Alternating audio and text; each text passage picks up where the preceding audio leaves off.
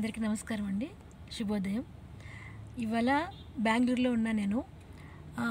ఇక్కడ తెలుగు, కన్నడ, జానపద, గిరిజన సాహిత్యం పైన సదస్సు జరుగుతుంది. నాది కూడా పేపర్ ప్రజెంటేషన్ ఉన్నది ఇవాళ. మరి దానికి హాజరవడానికి బెంగళూరు యూనివర్సిటీకి వచ్చేసానండి. స్టార్టింగ్ మన తెలుగు డిపార్ట్మెంట్ దగ్గర ఉన్నామండి బెంగళూరు యూనివర్సిటీలో.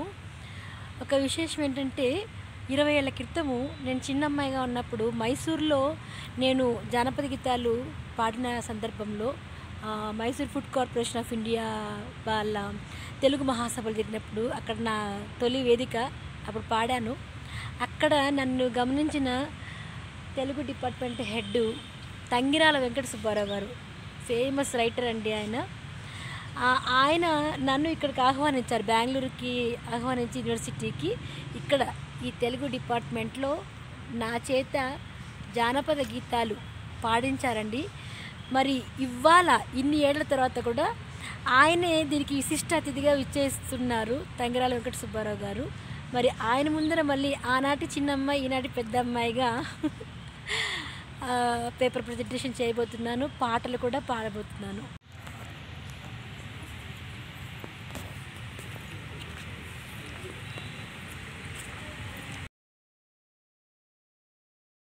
అందరికీ నమస్కారం అండి.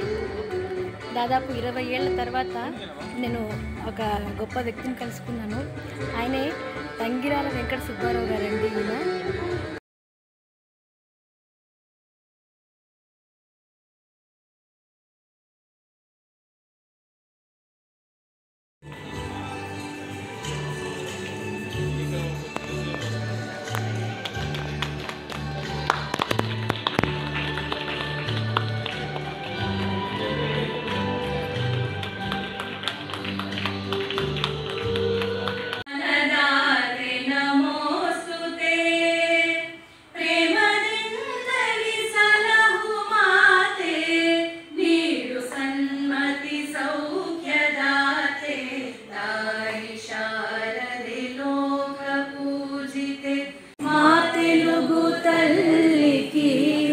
మల్లె పూదండ మా కన్న తల్లికి ಮಂಗಳಾರತುಲು.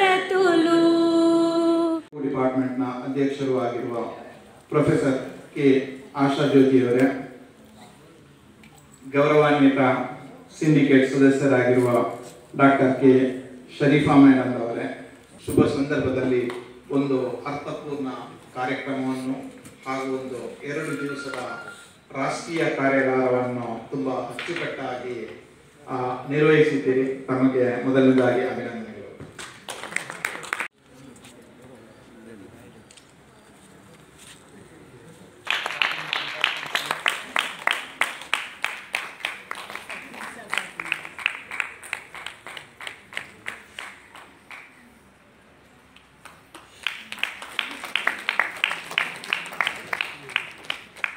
తంగిరాల సుబ్బారావు గారికి తెలుగు శాఖ ఎప్పుడు ఏ కార్యక్రమం ప్రారంభించినా వెన్ను తరపులా నిలబడేటువంటి ఆచార్య జనార్దనం గారికి,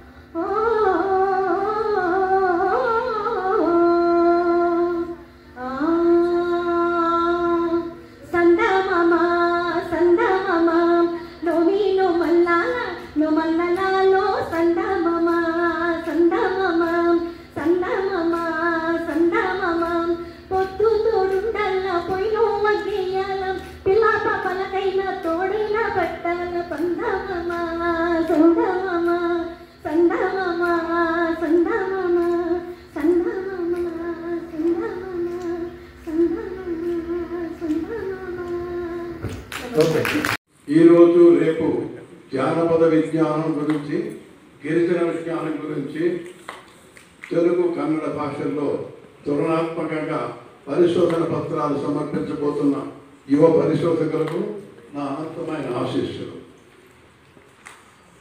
నా తర్వాత ఈ తెలుగు శాఖలో ఆచార్యులుగా పనిచేసిన ప్రొఫెసర్ జిఎస్ మోహన్ ఈ సభలకు రాకపోవడం, ప్రొఫెసర్ చెన్నాప్రగడ జయలక్ష్మి స్వర్గస్థులు కావడం ఒక దురదృష్టంగా భావిస్తున్నాను.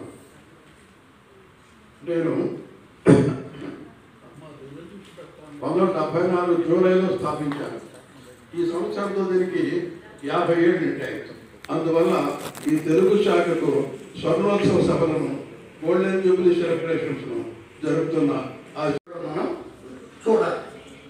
అవే కథలు భిన్న సందర్భాల్లో భిన్న ప్రక్రియలుగా భిన్న